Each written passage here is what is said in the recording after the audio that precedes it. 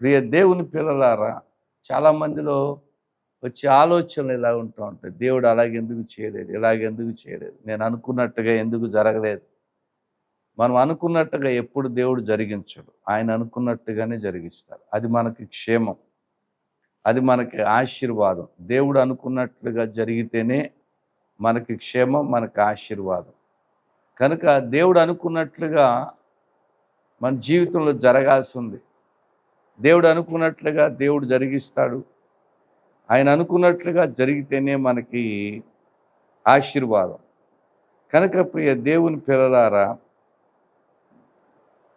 దేవుడు ఆయన యొక్క ఆలోచనను బట్టి, ఆయన యొక్క ప్రణాళికను బట్టి మన జీవితాల్లో చాలా ఆలోచన కలిగి ఉంటాడు.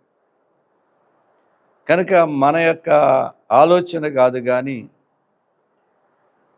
దేవుని యొక్క ఆలోచన మన జీవితంలో నెరవేరవలసింది. మనం చదువుకున్నటువంటి వాక్య భాగంలో నిశ్చయముగా అతడు మన రోగములను భరించెను, మన వ్యసనములను వహించెను, అయినను మొత్తబడిన వానిగాను, దేవుని వలన బాధింపబడిన వానిగాను, శ్రమనందిన వానిగాను మనం అతన్ని ఎంచితిమి. ఈ యొక్క ప్రవచనం యెషయా ప్రవక్త ద్వారా ప్రవచించబడింది. అయితే యోహాను సువార్త 1వ అధ్యాయం 29వ వచనంలో, మర్నాడు యోహాను యేసు తన యొద్దకు రాగా చూచి, ఇదిగో లోక పాపమును మోసుకొని పోవు దేవుని గొర్రెపిల్ల. యేసు ప్రభు ఎవరు అంటే, లోక పాపాన్ని మోసుకొని పోవడానికి ఏర్పాటు చేయబడిన, నిర్ణయించబడిన దేవుని గొర్రెపిల్ల. ఆనాడు ఇజ్రాయేలీ సమాజం పాపం చేస్తే వాళ్ళు ఒక గొర్రెపిల్లని తీసుకొచ్చి దాని మీద చేతులుంచి దాన్ని బలిగా అర్పించినప్పుడు ఆ పాపము పరిహారం అయిపోయేది. ఒక 2 మేకలను పట్టుకొచ్చేవాళ్ళు. ఒకటేమో అడవిలో విడిచిపెట్టాలి, పాపాలు మోసుకుంటూ వెళ్ళిపోద్ది. ఒకదాన్ని దహన బలిగా అర్పించాలి. అయితే ఇప్పుడు లోక పాపమును మోసుకొని పోయేటటువంటి దేవుని గొర్రెపిల్లగా యేసుక్రీస్తు ప్రభువుల వారున్నారు. ఎందుకంటే ఆ పాపములను మోసుకుని వెళ్ళిపోతే ఇక మన మీద పాపములు అనేవి లేకుండా తీసివేయటానికే, పాపం అనేది లేకుండా తీసివేయటానికే యేసుక్రీస్తు ప్రభు ఆయన ఈ లోకానికి వచ్చి ప్రత్యక్షమయ్యారు. యోహాను మొదటి పత్రిక 3వ అధ్యాయం 5వ వచనం, పాపములను తీసివేయుటకు ఆయన ప్రత్యక్షమైనని మీకు తెలియను, ఆయన యందు పాపమేమీ లేదు. పాపములు తీసివేయటానికే ఆయన ప్రత్యక్షమయ్యారు. కనుక పాపములు మనంతటా మనం తీసివేసుకోలేని పరిస్థితులు ఉన్నాం. ఎందుకంటే సామెతల గ్రంథం 30వ అధ్యాయంలో అంటాడు, తను పాపములను 12వ వచనం, తమ దృష్టికి తాము శుద్ధులై తమ మాలిన్యము నుండి కడగబడని వారి తరమగలదు. వాళ్ళ దృష్టికి వాళ్ళు శుద్ధులుగా ఉంటారు కానీ కడగబడనటువంటి వారిగా ఉంటారట. అందుకనే 28వ అధ్యాయంలో 20వ అధ్యాయంలో 9వ వచనం, నా హృదయమును శుద్ధిపరచుకొని ఉన్నాను, పాపాన్ని పోగొట్టుకొని పవిత్రునైపోయాను అనుకోదగిన వాడు ఎవడు లేడు. పాపాన్ని పోగొట్టేసుకున్నాను, నేను పవిత్రునైపోయాను అనుకోదగిన వాడు ఎవడు కూడా లేడు.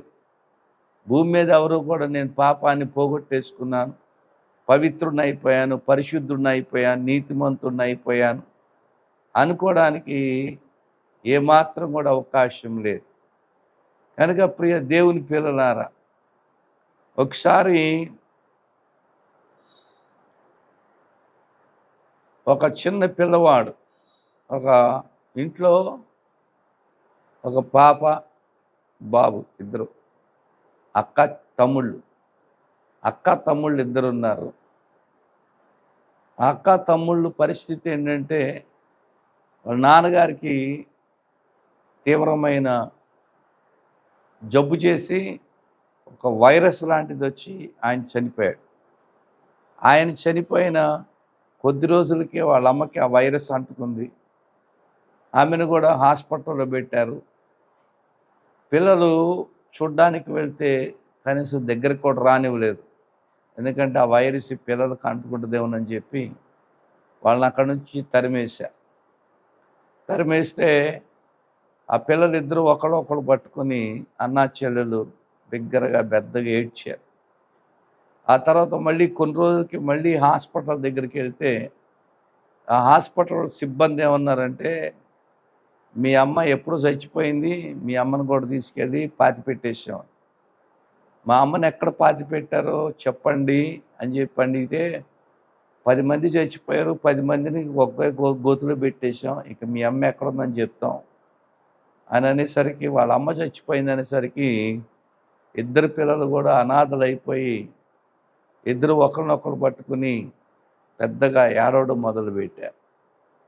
ఏడుస్తూ ఉంటే చివరికి ఈ చిన్న పిల్లవాడు వాళ్ళ అక్కతోటి, అక్క నేను ఇంక బ్రతకను, చచ్చిపోతాను నేను, నేను ఏ రైలు పట్టాల మీద పడిపెట్టి వెళ్ళిపోయి చచ్చిపోతాను నేను రైలు కింద పడి అని అంటే, అప్పుడు అక్క ఒక మాట తీసుకుంటుంది, నా కోసం నువ్వు బ్రతకాలరా, నా కోసం అన్న నువ్వు బ్రతుకు, చిన్న పిల్లలు, నా కోసం అన్న బ్రతుకు అని చెప్పంటే అప్పుడు అక్కకి మాట ఇస్తాడు, నేను బ్రతుకుతాను, నీ కోసం బ్రతుకుతాను అడుగుతాడనమాట. మనకెవరు లేరు కదా, బంధువులు లేరు, ఎవ్వరు కూడా, ఇద్దరు పిల్లలు అనాథలు అయ్యేసరికి వదిలేశారు. ఇక వీళ్ళు రోడ్ల మీద పడి అడుక్కోవటం మొదలుపెట్టారు. కొన్ని కుటుంబాలు ఎందుకు అలా అవుతాయో తెలియదు కానీ అది దేవుని యొక్క ఆలోచన, దేవుని ప్రణాళిక విచిత్రంగా ఉంటుంది. అయితే ఈ పిల్లలిద్దరు అనాథలు అయిపోయి ఆ అనాథ పిల్లలు రోడ్ల మీద అడుక్కుంటా ఉంటే అప్పుడు అక్కడ ఉన్న అధికారులు చూసి వీళ్ళిద్దరినీ కూడా 2 హాస్టల్స్లో చేర్పించారు. ఆడపిల్లల హాస్టల్లో అమ్మాయిని, మగపిల్లల హాస్టల్లో అబ్బాయిని చేర్పించారు. ఆ రోజుల్లో ఆ హాస్టల్లో సరిగా చూడకపోయేసరికి ఆ పిల్లవాడు హాస్టల్ నుంచి పారిపోయి ఇక అడవిలోకి వెళ్ళిపోయి అడవిలో ఉంటాడు. అడవిలో పడుకునేవాడు. ఆ పగటిపూట దగ్గరలోని ఊర్లోకి వచ్చి అక్కడ అడుక్కుని తినేవాడు. అడుక్కుని తిని మళ్ళీ వెళ్ళి అడవిలో పడుకుండిపోయాడు. ఒకరోజు అడవిలో పడుకున్నప్పుడు ఎవరో తట్టి లేపినదే, మళ్ళీ అధికారులు వచ్చేసారో నన్ను తీసుకెళ్ళి హాస్టల్లో పెట్టడానికి అని చెప్పి ఆ చిన్నోడు చూసేసరికి తుపాకీలు పట్టుకుని ఉంటారు ముగ్గురు. వాళ్ళు ఏంటంటే బందిపోటు దొంగలు. వాళ్ళు ఆ పిల్లోడిని చూసి మాతో పాటు వస్తావా అని అడుగుతారు. వస్తానంటాడు. సరే ఈ పిల్లోడిని తీసుకుని వెళ్ళిపోయి ఆ బందిపోటు నాయకుడికి చూపించినప్పుడు ఆ బందిపోటు నాయకుడు చూసి వీడికి ఏం పేరు అని అడుగుతాడు. ఆ పేరేదో చెప్తే నీ పేరు అది కాదు అని చెప్పి జిడ్డు అనేటటువంటి అర్థం వచ్చే పేరు పెడతాడు. సరే ఇక ఆ బందిపోటు దొంగలతో కలిసి వీడు బాగా నేర్చుకుంటాడు, పెద్ద అవుతాడు. పెద్ద అయిన తర్వాత ఒక దారిన ఇద్దరు వెళ్తూ ఉంటే ఆ ఇద్దరిని కూడా వాళ్ళ దగ్గర ఉన్నాయన్నీ దోచేసుకుని వాళ్ళిద్దరిని పేక్ కోసేసి చంపేస్తాడు. వీడే ఈ కుర్రవాడు చంపేస్తాడు. చంపినప్పుడు ఆ బ్యాగుల్లో పుస్తకాలు ఉంటాయి. వాళ్ళు అప్పటికి బతిమలాడతారు, మమ్మల్ని చంపొద్దు. కానీ వాళ్ళని చంపేసి ఆ బ్యాగ్లో ఉన్న పుస్తకాలు తీస్తే ఓ పుస్తకం పల్చటి కాగితాలతో ఉంటుందన్నమాట. ఈ కాగితాలు చక్కగా సిగరెట్లు చేసుకొని తాగొచ్చులే అని అప్పుడు అవి పట్టుకెళ్తారు. తీరా చూస్తే దాని మీద క్రొత్త నిబంధన అని ఉంటుంది. వాళ్ళమ్మ వాళ్ళ ఇంట్లో క్రొత్త నిబంధన చదివినటువంటి గుర్తు ఆ పిల్లవాడు. ఆ క్రొత్త నిబంధనను కానీ ఇది బైబిలు అని చెప్పి రాత్రి టైంలో చదవడం మొదలు పెడతాడు. చదవడం మొదలుపెట్టినప్పుడు నీతిమంతుడు లేడు, ఒక్కడో లేడు, అందరూ పాపం చేసి దేవుడు అనుగ్రహించి మహిమను పొందలేకపోతున్నారు. ఇలాంటి వాక్యాలన్నీ అతని హృదయాన్ని కలిచివేసి ఇక రాత్రులు నిద్రపట్టక ఆ ఇద్దరు కూడా వాళ్ళు ఎంత బ్రతిమిలాడినా పేక్ కోసేసి చంపేశాను నేను వాళ్ళని అని ఆ కలవరంతో దినాలు గడుపుతూ ఒకరోజు అన్యాయస్తులు దేవుని రాజ్యానికి హక్కుదారులు కారని సంగతి మీకు తెలియదని ఈ వాక్యాలన్నీ అతని హృదయాన్ని తాగుతాయి. ఆగినప్పుడు ఇక అతనిలో పశ్చాత్తాపం, అతనిలో ప్రార్థన చేసుకోవాలని మనసు వచ్చి మోకాళ్ళ మీద పడి ఏడవడం మొదలు పెడతాడు. ఆ యొక్క గజ్జి దొంగల గుంపులోనే మరొక క్రైస్తవ కుర్రాడు ఉంటాడు. ఈ కుర్రాడు ఏడుస్తా ప్రార్థన చేసుకుంటుంటే అతని దగ్గరకు వచ్చి ఏంటి అంటే, ఇదిగో నాకు ఈ పుస్తకం దొరికింది, ఇందులో చదివాను, ఇది ఇలా ఉంది, ఇది ఇలా ఉంది. అప్పుడు ఆ కుర్రాడు కూడా ఒక తీర్మానానికి వస్తాడు, ఇకను నేను బందిపోటు దొంగతనం చేయను, ఈ దొంగతనాలు అనేవి చేయను. ఇద్దరు తీర్మానానికి వస్తారు. వచ్చి ఇంకా ఆ నాయకుడి దగ్గరికి వెళ్ళి మేము ఇక దొంగతనాలు చేయదలుచుకోలేదు, ఇప్పటికే మా పాపాలు మమ్మల్ని వెంటాడుతున్నాయి, మాకు నెమ్మది లేదు అని ఏడుస్తా ఉంటే అసలు మీరు ఏం చదివారు ఏంటో మాకు కూడా చదివి వినిపించున్నాను. అప్పుడు వాడు మళ్ళీ బైబిల్లో నుంచి ఈ వచనాలన్నీ చదివి వినిపిస్తూ ఉంటే ఆ పాస్టర్ గారు ఎవరినైతే కోసేసాడో ఆ పాస్టర్ గారు బైబిల్లో అండర్లైన్ చేసుకున్నటువంటి వచనాలన్నీ చదివి వినిపించడం మొదలుపెట్టారు. ఆ మాటలకి వాళ్ళందరూ కూడా పశ్చాత్తాపడతారు. అందులో 5 దొంగలు మాత్రం మేము పోలీసులకి లొంగిపోతాం, ఇంకా మేము ఈ యొక్క దొంగతనం జీవితాన్ని మార్చుకుంటాం అని చెప్పి నిర్ణయం తీసుకుంటారు. మిగతా కొంతమంది మాత్రం మేము ఈ దొంగతనం మానేస్తాం కానీ పోలీసులకు లొంగం, మేము వేరుగా బ్రతుకుతామని చెప్పి వాళ్ళు వెళ్ళిపోతారు. వీళ్ళు 5 వచ్చి పోలీసులకి అప్పగించుకుంటారు, మేము ఇక్కడి నుంచి దొంగతనం చెయ్యం అని చెప్పేసి మేము లొంగిపోతున్నామని చెప్పి అప్పగించుకుంటారు. వాళ్ళు చేసిన నేరాలకి ఒక్కొక్కరికి 10 సంవత్సరాలు జైలు శిక్ష వేస్తారు. ఈ 10 సంవత్సరాల జైలు శిక్షలో ఆ జైల్లో ఉన్న వాళ్ళందరికీ కూడా ఈ కుర్రవాడు యేసు ప్రభు సువార్త చెప్పటం మొదలు పెడతారు. చాలామంది జైల్లో రక్షించబడతారు. ఆ తర్వాత వాళ్ళ యొక్క సత్ప్రవర్తన చూసి 5 సంవత్సరాలకే వాళ్ళని జైలు నుంచి విడుదలిస్తారు. విడిపించినప్పుడు ఆ జైలు నుంచి బయటకు వచ్చి ఇక దగ్గరలో ఒక ఊరుంటే ఆ ఊరికి వెళ్ళి సువార్త చెప్పి ఎక్కడ కనబడితే వాళ్ళకి సువార్త ప్రకటిస్తూ ఉంటాడు. ఇక దేవుని బిడ్డగా మారిపోయి పశ్చాత్తాపడతా ఎవరినైతే చంపేశాడో వాళ్ళ కోసం కన్నీరు గారుస్తా, పశ్చాత్తాపడతా, ప్రభు దగ్గర క్షమాపణ అడుగుతా, సువార్త ప్రకటిస్తా. అప్పుడు ఒక ఊరు వెళ్తాడు. ఆ ఊరిలో ఇక్కడ ఎవరైనా క్రైస్తవులు ఉన్నారా అని అడుగుతాడు. ఒకే ఒక కుటుంబం ఉంది, ఒక ఆమె ఉంది క్రైస్తవురాలు, పలానా ఇల్లు అని చెప్పి చూపిస్తారు. అక్కడికి వెళ్ళినప్పుడు ఆ ఇంట్లో వాళ్ళని పిలుస్తాడు. పిలిచి రాత్రి అప్పటికే చాలా చీకటి పడుతుంది. అప్పుడు ఆ ఇంటి యజమానితోటి యేసు ప్రభు గురించి మాట్లాడి చెప్పడం మొదలుపెట్టాడు. ఎలాగ రక్షించబడ్డాడు, ఎలాగ దేవుని నమ్ముకున్నాడో ఇవన్నీ కూడా చెప్పడం మొదలు పెడితే రాత్రి 11 అయిపోద్ది. అప్పుడు మీరు ఇప్పుడు ఎక్కడికి వెళ్తారు రే, ఇక్కడే ఉండండి అని చెప్పి అన్నప్పుడు ఈలోగా ఆ ఇంట్లో ఆమె వస్తుంది బయటకు వచ్చినప్పుడు ఆమెను చూసి మీ పేరేంటి అంటాడు. ఆమె పేరు చెప్తుంది. పేరు చెప్పగానే అప్పుడు అడుగుద్ది, నువ్వు పలానానా అని. అప్పుడు నేను నిజమే పలానా, నా పేరు పలానా. వెంటనే తమ్ముడిని పట్టుకుని ఏడవడం మొదలు పెడుతుంది. తిన్నగా వెళ్ళింది ఎక్కడికంటే వాళ్ళ అక్కోళ్ళ ఇంటికి వెళ్ళాడు. అప్పుడు అక్క చెప్పుద్ది, నేను హాస్టల్లో ఉంటుండగా ఈయన నన్ను ఇష్టపడి నన్ను వివాహం చేసుకున్నాడు, మాకు ఇప్పుడు 2 పిల్లలు అని చెప్పని ఆ తమ్ముడిని పట్టుకుని పెద్దగా ఏడవడం మొదలు పెడతాడు. ఇదంతా కూడా యేసు ప్రభు యొక్క ప్రేమ ఆ యవనస్తుని లేక ఆ కుర్రవాడిని చిన్నప్పుడే ఏర్పాటు చేసుకున్నాడు దేవుడు.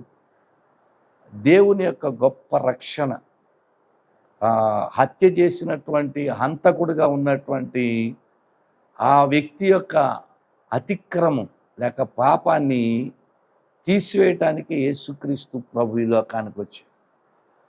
ఆ అనుభవం కలిగిన వ్యక్తి, పాప క్షమాపణ అనుభవం కలిగినటువంటి ఆ వ్యక్తి ప్రభు కొరకు జీవించాలని ఏ గ్రామాల్లో అయితే వెళ్ళగలడు ఆ గ్రామాలన్నిటికీ నడుచుకుంటూ వెళ్ళి సువార్తను ప్రకటిస్తా, ప్రభు గురించి ప్రకటించి, ప్రభు ప్రేమను గురించి ప్రకటిస్తా.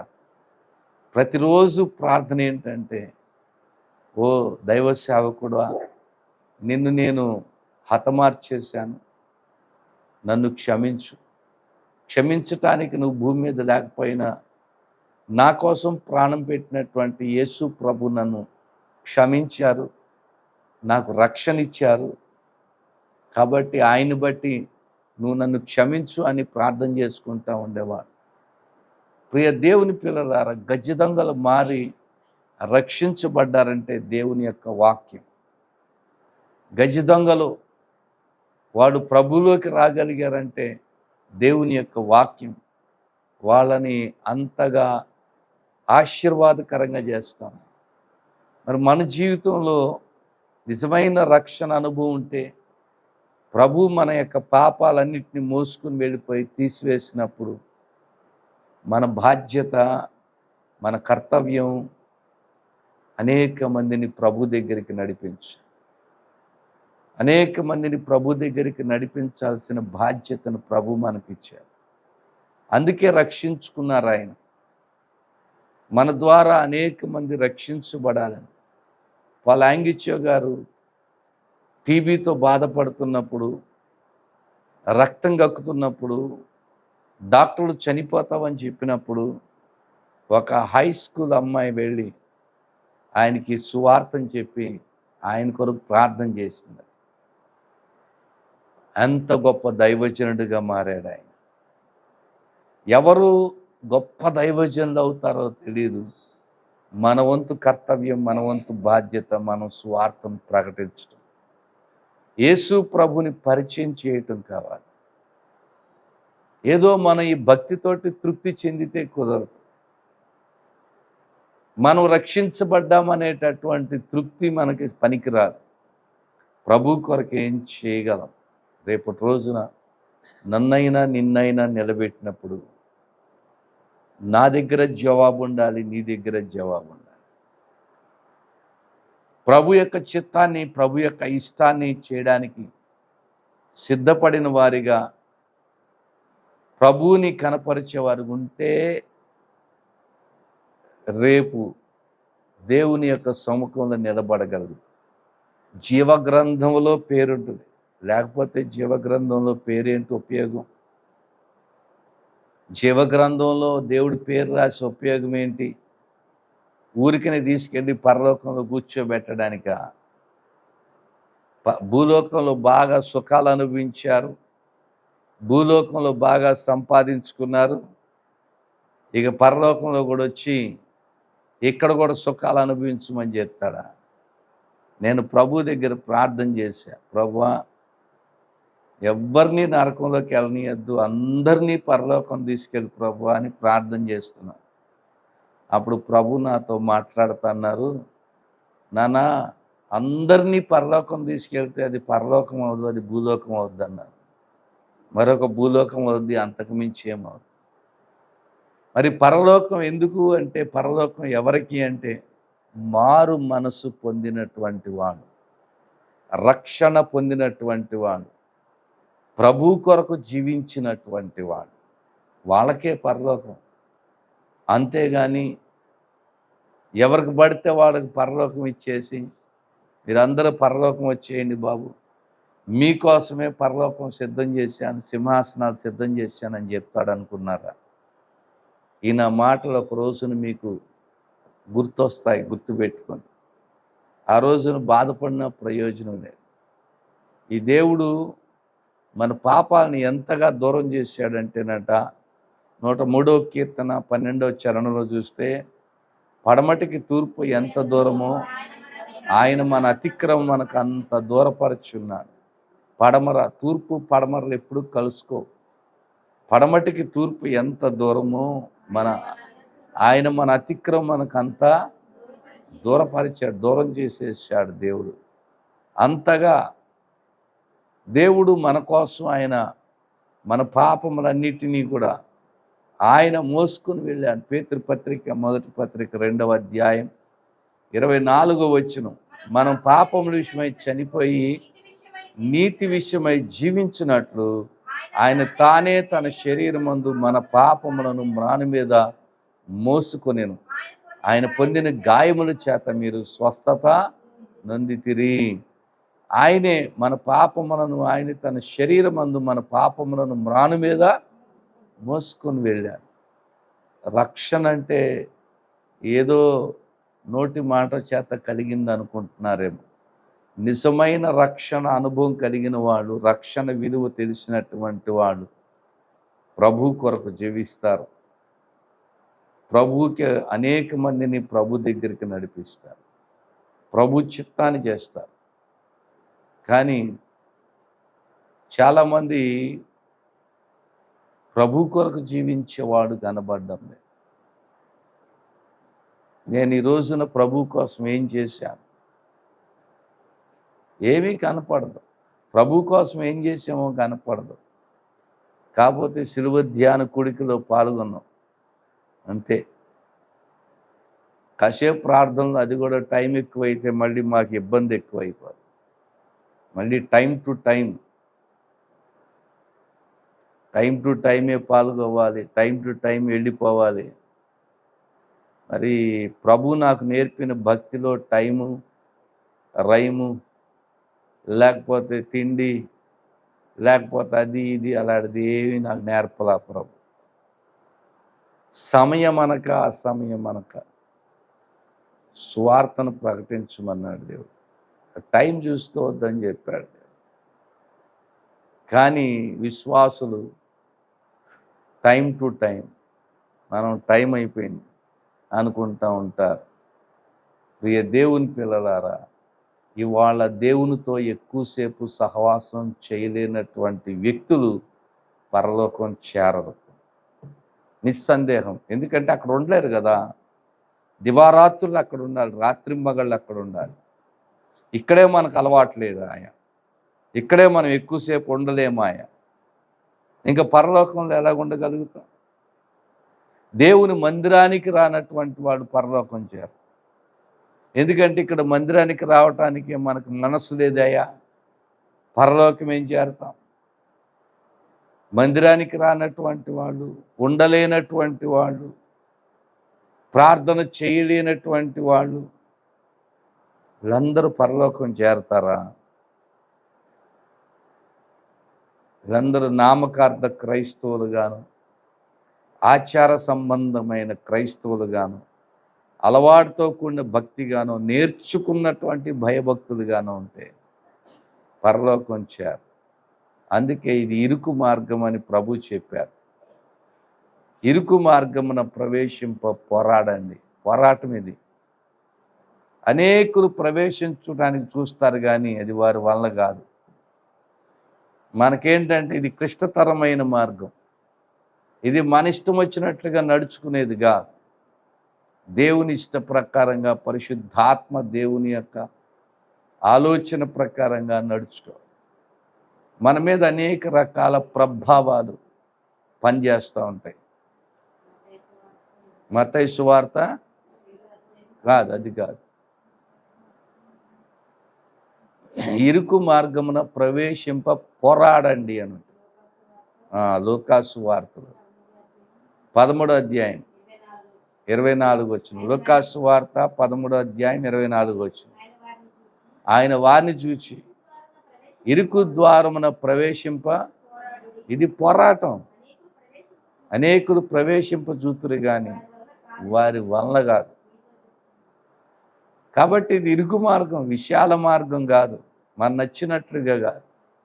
మన మీద పరిస్థితుల ప్రభావం చూపిస్తూ ఉంటుంది, లోక ప్రభావం చూపిస్తుంది, మనుషుల ప్రభావం చూపిస్తుంది, శారీర ప్రభావం చూపిస్తుంది, సాతాను ప్రభావం చూపిస్తుంది. 5 రకాల ప్రభావాలు చెప్పాను. విశ్వాసం మీద దాడి చేసేది 5 రకాల ప్రభావాలు. 1 పరిస్థితుల ప్రభావం, 2 మనుషుల ప్రభావం, 3 శారీరక ప్రభావం, శరీరం కూడా ప్రభావం చూపిస్తూ ఉంటుంది, 4 లోక ప్రభావం, 5 సాతాను ప్రభావం. అననీయ సప్పీరాలు భక్తి కలిగిన వాళ్ళు, వాళ్ళ మీద సైతాన్ ప్రభావం చూపించింది. ఇస్కరియోతు యోధా యేసు ప్రభు శిష్యుడు, కానీ సాతాన్ ప్రభావం చూపించింది. ప్రియ దేవుని పిల్లలారా, ఈ 5 రకాల ప్రభావాలు మనుషుల మీద దాడి చేస్తున్నప్పుడు వీటిని తట్టుకోగలిగినటువంటి భక్తి కావాలి. ఇవన్నీ దాడి చేస్తూ ఉంటాయి.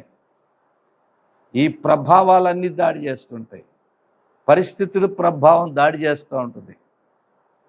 ఆర్థిక పరిస్థితులు కావచ్చు, రకరకాల పరిస్థితులు కావచ్చు, మనుషుల ప్రభావం, సమాజమే కావచ్చు, కుటుంబమే కావచ్చు, బంధువులే కావచ్చు, కన్న తల్లిదండ్రులు కావచ్చు, తోబుట్టులు కావచ్చు, వాళ్ళ ప్రభావం పనిచేస్తూ ఉంటుంది. అలాగనే శారీరక ప్రభావం, బలహీనత కావచ్చు, పాపం కావచ్చు, వ్యసనం కావచ్చు, ఇవి పనిచేస్తూనే ఉంటాయి. లోక ప్రభావం, లోకం చూసినప్పుడు వాళ్ళు అలాగున్నారు, వీళ్ళు ఎలాగున్నారు, కాబట్టి మనం కూడా అలాగుండాలి అనేటటువంటి ఆ ప్రభావం పనిచేస్తాం. చివరిగా సైతాన్ ప్రభావం చేస్తాం. ప్రియ దేవుని పిల్లలారా, ఈ ప్రభావాలు 5 రకాల ప్రభావాల్ని తట్టుకోగలిగి నిలబడగలిగితేనే భక్తి. ఏ ఒక్క విషయంలో మనం జారిపోయిన భక్తిలో నిలబడడం కష్టం. మనం ఇవాళ ఇలా ఉన్నామంటే అది ఆయన కృప, ఆయన కనికరం. కనుక ఇంకా ఆయన కనికరాన్ని పొందుకోవడానికి, ఆయన కృపను పొందుకోవడానికి ప్రాకులాడాలి తప్ప మన భక్తి కాదు, మన నీతి కాదు, మన యథార్థత కాదు, మన ప్రార్థన కాదు, మనలో ఏ ఒక్క యోగ్యత కాదు, అర్హత కాదు, కేవలం ఆయన కృపే. కనుక అట్టి కృపలో మనం కొనసాగుతుంటుండగా మన పాపములన్నిటినీ మోసుకుని వెళ్ళే దేవుని గొర్రెపిల్లగా యేసుక్రీస్తు ప్రభు, ఆయన మన పాపాలని మోసుకుని వెళ్ళటానికి వచ్చాడు. అందుకే పాపముల విషయమై చనిపోయారు ఆయన. నీతి విషయమై జీవించినట్లుగా మనం కూడా ప్రభు నీతిని కలిగి ఈ లోకంలో జీవిస్తూ, ప్రభు నీతిగాన నీ హృదయంలో ఉంటే ఊరకుండలేవు. ప్రభు నీతి నీ హృదయంలో ఉంటే ఊరుకుండలేవు. అందరికీ చెప్తావు. ఎవరికైనా చెప్తున్నారా? ఈ 40 రోజులు శ్రమకాల ధ్యాన కూడికలకు వస్తున్నారు కదా, యేసు ప్రభు మీ పాపములు తీసివేయటానికి ఆయన మరణించి తిరిగి లేచని ఎవరికని చెప్పారా? ఒక్కడికి. ఇది ఆచార సంబంధమైంది అవుద్ది, అలవాటుతో కూడిన భక్తి అయిపోయింది.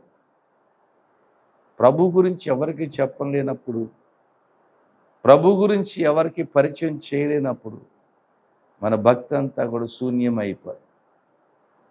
కనుక మన పాపములను మోసుకొని పోయినటువంటి దేవుని గొర్రెపిల్లగా ఉన్న ఆ ప్రభు యొక్క రక్షణ అనుభవాన్ని పొందిన మనం ఒకరోజు దుఃఖపడాల్సి వస్తుంది, ఒకరోజు పశ్చాత్తాపడాల్సి వస్తుంది, ఒకరోజు విచారపడాల్సి వస్తుంది.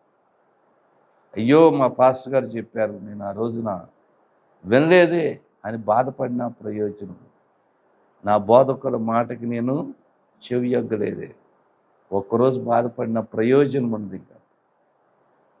కనుక ప్రియ దేవుని పిల్లలారా, మానవుని యొక్క జీవితం తాత్కాలికం, ఎప్పుడు ఏం జరుగుద్దో తెలియదు. ఆ బస్సుకి ఏదో టిప్పర్ లారీ కొట్టేసిందంట రాత్రి, ఇప్పుడు మొత్తం తగలబడిపోయి చాలామంది చనిపోయారు.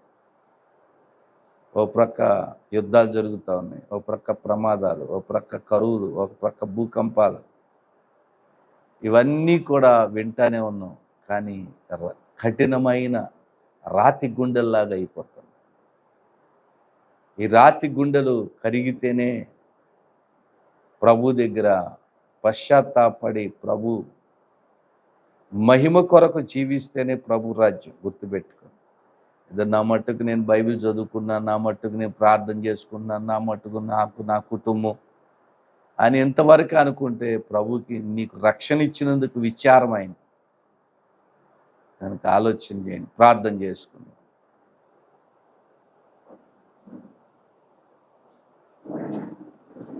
కొండలాంటి బండలాంటి మొండి హృదయాంబు మాండించు, కొండలాంటి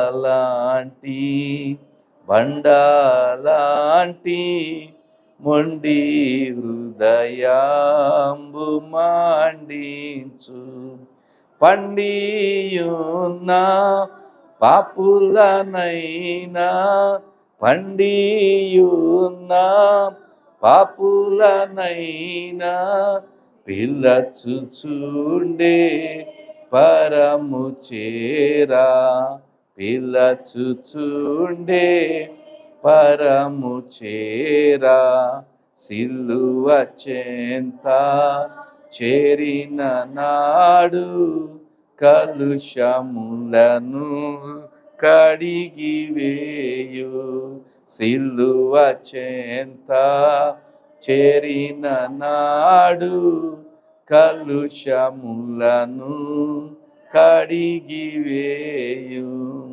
సర్వశక్తియు మిక్కిలి ప్రేమ కలిగిన పరిశుద్ధుడా మీకు స్తోత్రాలు నాయన. మా నీతికి కారణభూతుడవు నీవే, మా స్తుతికి కారణభూతుడవు నీవే. మీరు గొప్ప దేవుడై ఉన్నారు గనుక మీకు స్తోత్రములు చెల్లిస్తున్నాం. మీ కృపా కనికర హస్తాల్లో మమ్మలను భద్రపరుస్తున్నందుకై వందనాలు. మీరు దేవుడై ఉన్నారు గనుక స్తోత్రాలు, మీరు ఘనులై ఉన్నారు గనుక స్తోత్రాలు. ఇదిగో లోక పాపమును మోసుకొని పోయే దేవుని గొర్రెపిల్ల అని మీకు పేరు పెట్టబడింది నాయన. మా పాపములన్నిటినీ తీసివేయటానికి, మోసుకొని పోవడానికి, ఆ సిలువలో ప్రభువా మీరు మోసుకొని వెళ్ళటానికి, మమ్మల్ని నీతిమంతులుగా పరిశుద్ధులుగా చేయడానికి మీరు చేసిన గొప్ప బలియజ్ఞం కొరకై స్తోత్రాలు. కనికరించండి స్వామి, మీ కృపకి మమ్మల్ని ఇంకనూ పాత్రులుగా చేయండి. మా మీద చూపించే 5 రకాల ప్రభావాల్ని కొట్టివేయండి ప్రభువా. ఈ 5 రకాల ప్రభావాలు రక్షణ నుంచి తొలగించటానికి, భక్తిలో నుంచి తొలగించటానికి ఎంతగానో దాడి చేస్తున్నాయి. నీ కృపను బట్టి ఈ 5 రకాల ప్రభావాల నుంచి విడిపించండి. మీకే స్తోత్రాలు చెల్లిస్తున్నాం. కుడి వచ్చిన బిడ్డలందరినీ దీవించి ఆశీర్వదించమని ఒకరోజు మీ ముందు నిలబడబోతున్నాం. దోషిగానో నేరస్తులుగానో నిలబడకుండా బలా నమ్మకమైన మంచి దాసుడా అని పిలిపించుకునేటట్లుగా నిలబడగలుగుటకు సహాయం చేయండి. మీ కనికరము చొప్పున జ్ఞాపకం చేసుకొనమని, మీ కృప మాతో కూడా ఉంచుమని, నేనేమై ఉన్నానది నీ కృపను బట్టి అయ్యున్నాను గనుక మీకు స్తోత్రములు చెల్లిస్తూ యేసు నామమును వేడుకొని ప్రార్థన చేస్తున్నాము తండ్రి. మన తండ్రి అయిన దేవుని ప్రేమ, కుమారుడైన యేసు ప్రభు కృప, పరిశుద్ధాత్మ దేవుని యొక్క అన్యోన్యమైన సన్నిధి, తోడు, దీవెన, కాపుదల కూడిన మనందరికీ ఆయన యందు భయభక్తులు గల వారికి సదా తోడైంది. ఆయన నిత్యరాజ్యానికి వారసులుగా మనందరినీ సిద్ధపరచి నడిపించి దీవించి కాపాడును గాక. ఆమేన్, ఆమేన్, ఆమేన్. మీ అందరికీ వందనాలు.